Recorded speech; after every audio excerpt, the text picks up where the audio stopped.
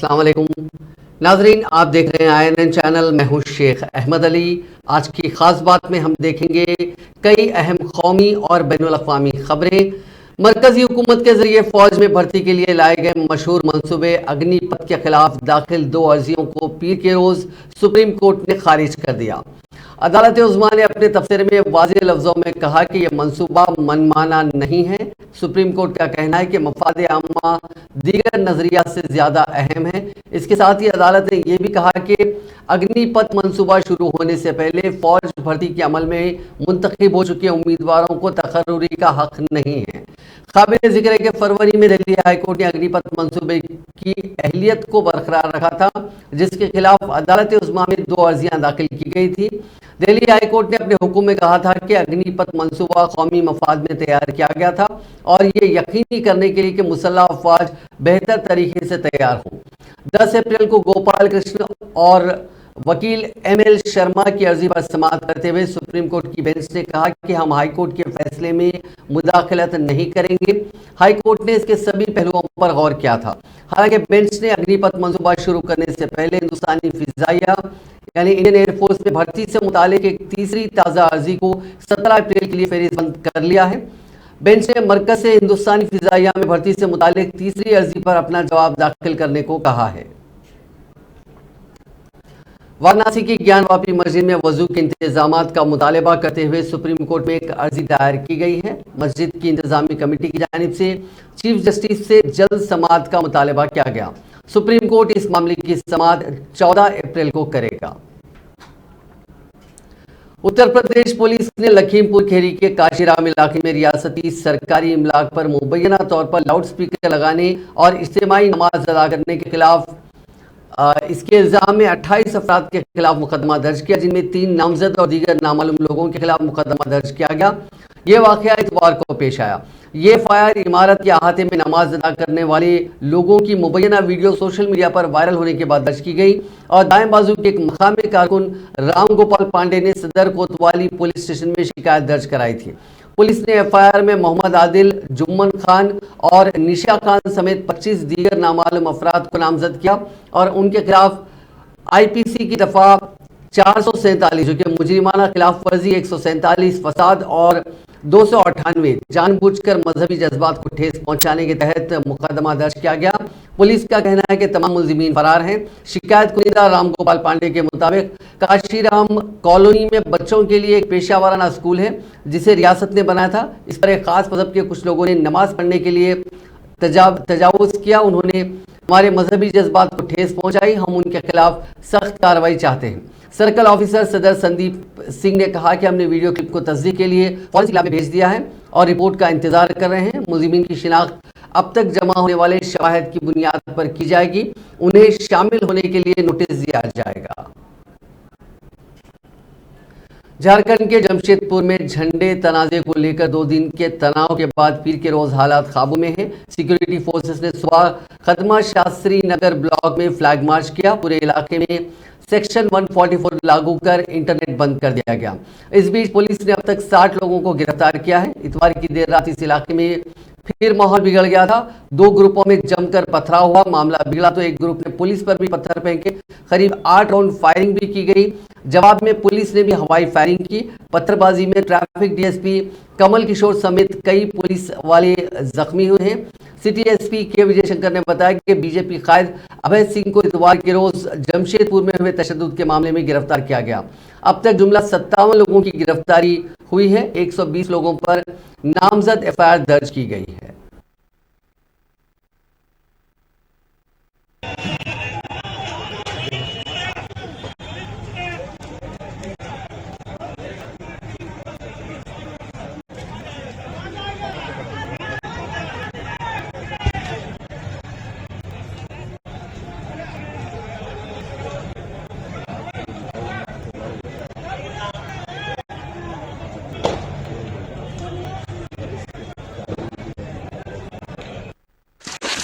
जय श्री राम, जय श्री राम, जय श्री राम, जय श्री राम। कोई पुलिस का हाथ में लेने लगा।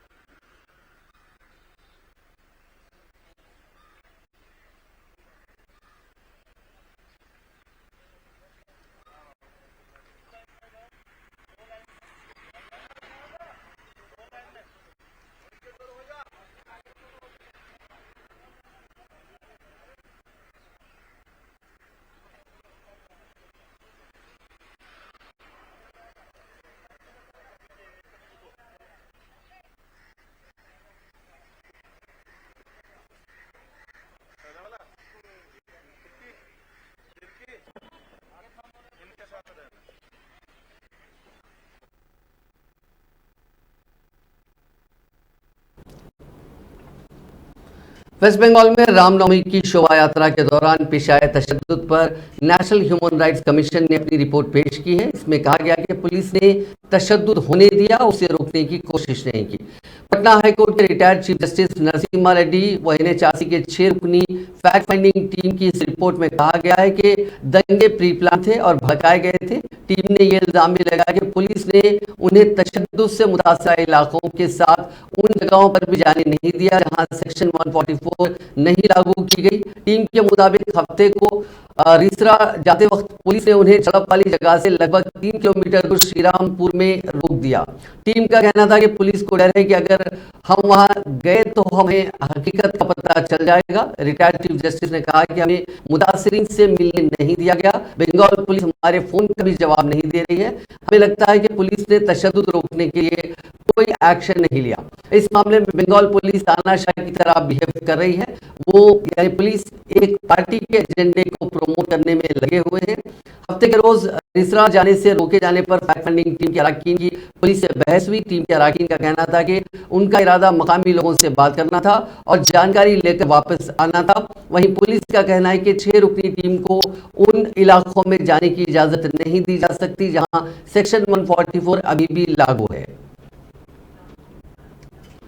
वारिस पंजाब डे के चीफ खालिस्तान हामी अमृतपाल सिंह के सबसे करीबी साथी पपलप्रीत को पुलिस ने गिरफ्तार कर लिया है। उसे होशियारपुर से पकड़ा गया। पुलिस राय के मुताबिक वो अमृतसर में अपने गांव आकर सरेंडर करना चाहता था, लेकिन उससे पहले ही पंजाब पुलिस और काउंटर इंटेलिजेंस ने जॉइंट ऑपरेशन कर उसे दबोच लिया।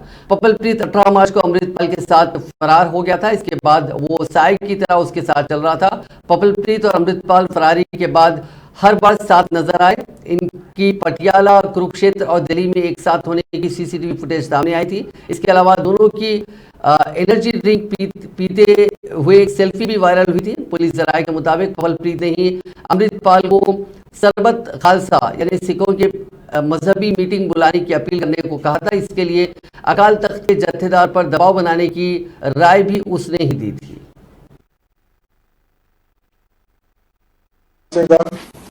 ਉਹਨੂੰ पंजाब पुलिस ने और खास करके अमृतसर रूरल पुलिस ने कत्थू नगर के एरिए ਤੋਂ गिरफ्तार किया है।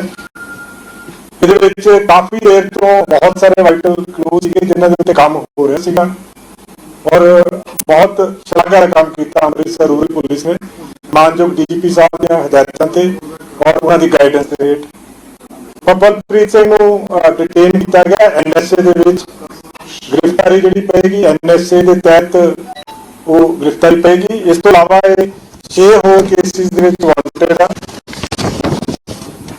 और फर्दर जो भी डिवेलपमेंट होएगी वो बारे में टाइम टू टाइम जी जानकारी दी जाएगी। पंजाब पुलिस ने मानयोग CM साहब की इंस्ट्रक्शंस पे बहुत इफेक्टिव काम किया है। इस केस में एक स्पेशल ऑपरेशन जो चल रहा था, इसमें हमारे पास वाइटल क्लूज थे जिसमें पपलप्रीत सिंह जो मेन एसोसिएट है अमृतपाल सिंह का, उसको पंजाब पुलिस ने खास करके अमृतसर रूरल पुलिस ने कत्थू नंगल एरिया है अमृतसर में, वहां से अरेस्ट किया है। पंजाब पुलिस ने इसको NSA में डिटेन किया है। इसके अलावा 6 और केसेस इस पे रजिस्टर्ड हैं जो time to time as per legal process उस पर काम किया जाएगा बाद में। और इस केस में अभी और फर्दर जो भी डेवलपमेंट होगी टाइम टू टाइम आपके साथ शेयर की जाएगी। Punjab police under the instructions of honourable CM Punjab has taken a very effective step. Punjab police has been successful in arresting Papalpreet Singh. Papalpreet Singh is main associate of Amritpal Singh. He has been arrested from the area of Kathu Nangal in Amritsar, and Amritsar police under the leadership of Honorable DGP Punjab, they have arrested Pupalpreet. He has been detained under NSA. There are 6 other cases which have been registered against him, and further legal action will be taken as per law and in accordance with law. Any further development in this case or in this matter will be shared with the media soon. Thank you so much. ਉਹਨੂੰ Punjab police ने और खास करके Amritsar rural police ने कत्थू नंगल के area ਤੋਂ गिरफ्तार किया है। ਇਹਦੇ ਵਿੱਚ ਕਾਫੀ ਦੇਰ ਤੋਂ ਬਹੁਤ ਸਾਰੇ ਵਾਇਟਲ ਕਲੂ ਸੀ ਜਿਨ੍ਹਾਂ ਦੇ ਉੱਤੇ ਕੰਮ ਹੋ ਰਿਹਾ ਸੀਗਾ और बहुत शलाघा का काम किया अमृतसर रूरल पुलिस ने। मानयोग डीजीपी साहब ਦੀਆਂ ਹਦਾਇਤਾਂ ਤੇ और ਉਹਨਾਂ ਦੀ ਗਾਈਡੈਂਸ ਤੇ ਕਮਲਪ੍ਰੀਤ ਸਿੰਘ ਨੂੰ ਡਿਟੇਨ ਕੀਤਾ ਗਿਆ ਐਨਐਸਏ ਦੇ ਵਿੱਚ। गिरफ्तारी जी पएगी एनएसए के तहत वो गिरफ्तारी।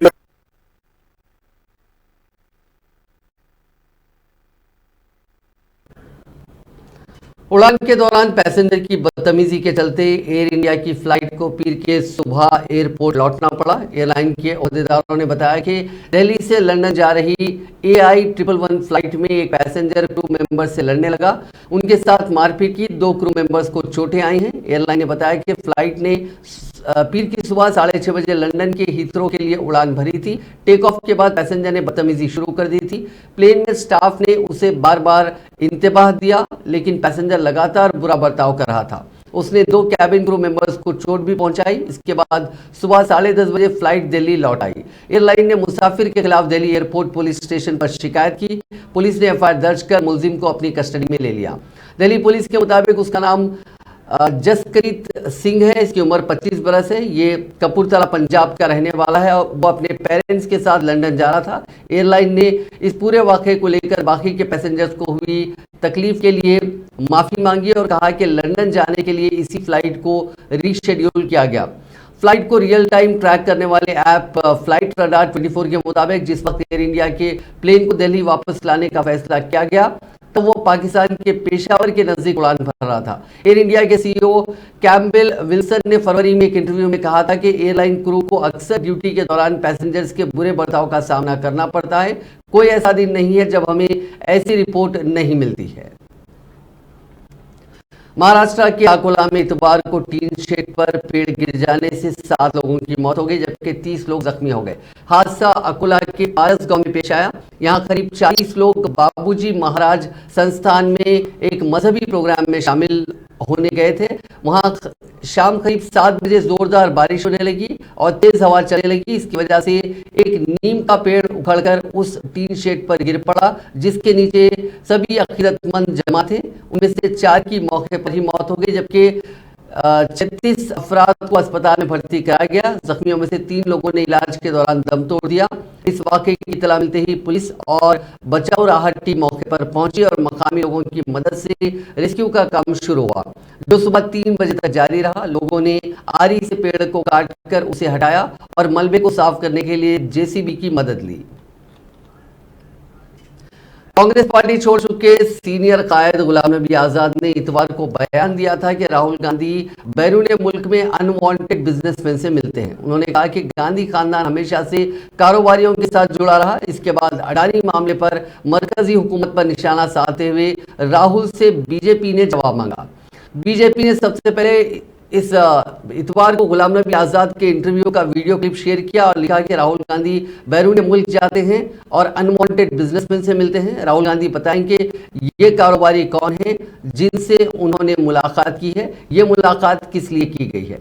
इसके बाद पीर के रोज बीजेपी के MP रविशंकर प्रसाद ने भी प्रेस कॉन्फ्रेंस की और राहुल गांधी से पूछा कि राहुल बताएं कि वो कौन से कारोबारी हैं और आपका एजेंडा क्या है।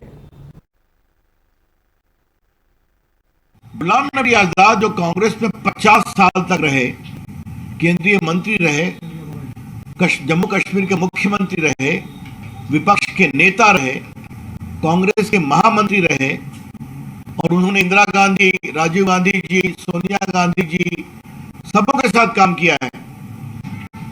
उन्होंने एक बहुत ही गंभीर आरोप लगाया है कि राहुल गांधी जब भी विदेश जाते हैं तो कई अनडिजायरेबल बिजनेसमैन से मिलते हैं और गांधी परिवार के प्रति मेरा सम्मान है, लेकिन गांधी परिवार का कई व्यापारी घरानों से संबंध है। Mister Ghulam Nabi Azad has clearly stated that whenever Mr. Rahul Gandhi goes abroad, he meets many undesirable businessmen. And the Gandhi family has close association with many business houses. थोड़ा मैं आपको सुनाना चाहता हूं। I saw a tweet from Mr. Rahul Gandhi mentioning your name and associating with Adani and all. So how do you feel after seeing that tweet? It is shame. Rahul Gandhi saying, I have never any association with any businessman, whereas their entire family had all along the association with businessmen, including him. I still want, because I have a great respect, I have a great respect for the family. I don't want to speak anything. Otherwise, I can give 10 examples where he would go and meet even outside the country, meet even people who are undesirable businessmen. तो मैंने कोई अपनी बात नहीं कही, अभी गुलाम नबी आजाद ने जो टिप्पणी की वो आपको सुना दिया।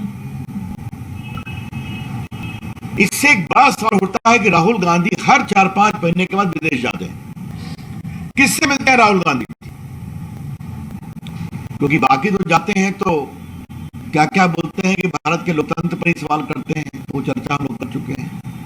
लेकिन राहुल गांधी किससे मिलते हैं? ये अनडिजायरेबल बिजनेसमैन कौन है? ये देश जरूर जानना चाहेगा और हम चाहेंगे कि ये बात सच्चाई देश के सामने आनी चाहिए कि राहुल गांधी जी जब भी विदेश जाते हैं तो किस तरह के अनडिजायरेबल एलिमेंट से। कांग्रेस पार्टी ने बिजनेसमैन गौतम अडानी और वजीर आजम नरेंद्र मोदी के बीच ताल्लुकात को लेकर आज फिर एक ट्वीट किया। आज के ट्वीट में कांग्रेस पार्टी ने लिखा कि मित्रकाल LIC और SBI में जनता का पैसा लगा है, इस पैसे को अडानी को बचाने के लिए क्यों खर्च किया जा रहा है, समझिए इसकी पूरी कहानी। इसके साथ ही कांग्रेस पार्टी ने एक तफसीली वीडियो भी शेयर किया।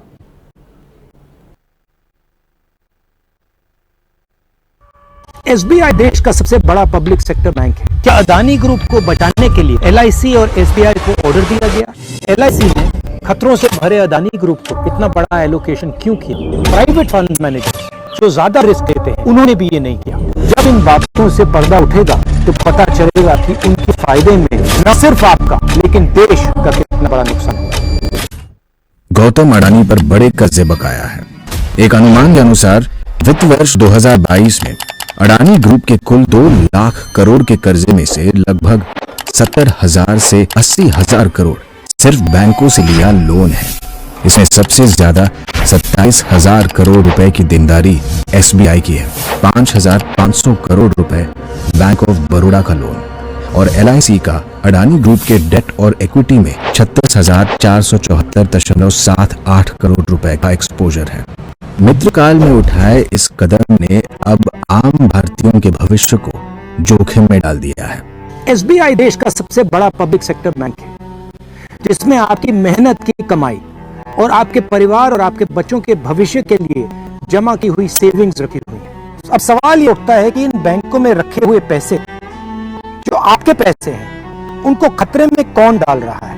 अदानी ग्रुप को सहायता देने के लिए और नुकसान से बचाने के लिए LIC और SBI से जबरदस्ती इन्वेस्ट करवाया जा रहा है।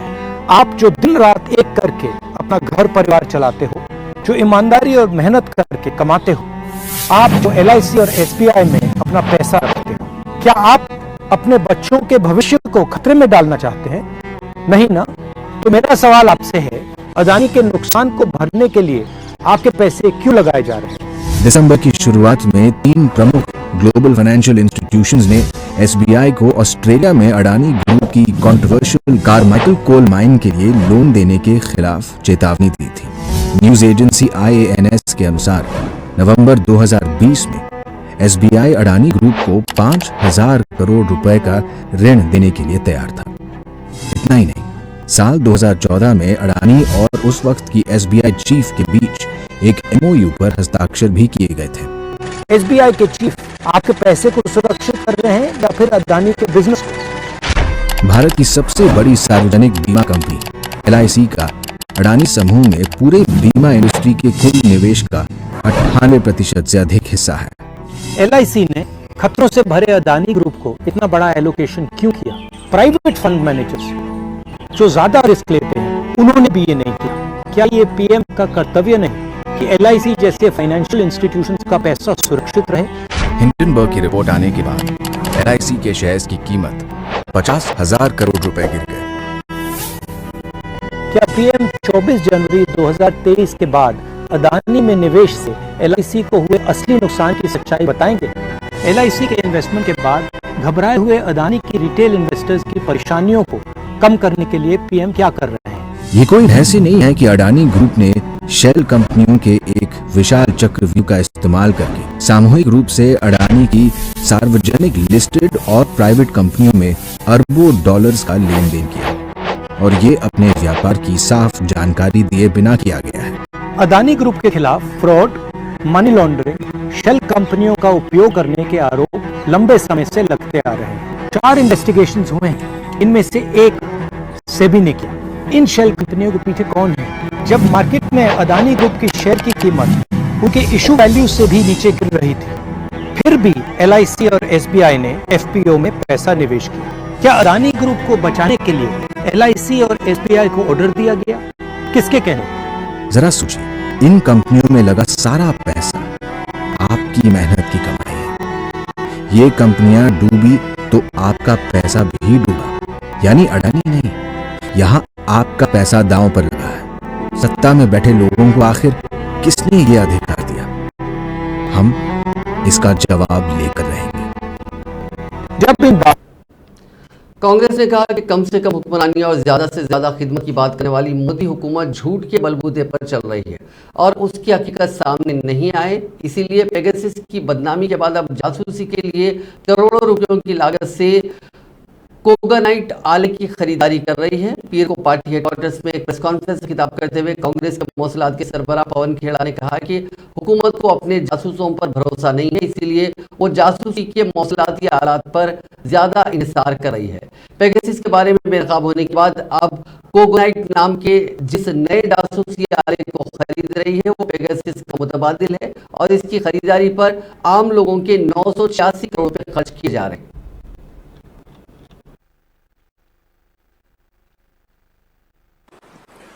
पेगासस जब बहुत बदनाम हो गया तो जो मिनिमम गवर्नेंस मैक्सिमम सर्वेलेंस वाली सरकार है ये अब नया स्पाईवेयर मार्केट में ढूंढ रही है और आरएफपी भी इन्होंने निकाला हुआ है। एक पर्टिकुलर डिपार्टमेंट ने कॉग्नाइट स्पाईवेयर उपकरण खरीदा गया है जो पेगासस का विकल्प है इस देश में अभी लाया जा रहा है और पेगासस की जो प्रणाली है उसकी तुलना में इसका प्रोफाइल इतना हाई प्रोफाइल नहीं है कि जिसके बारे में बहुत चर्चा हो गई हो देश में या विश्व में।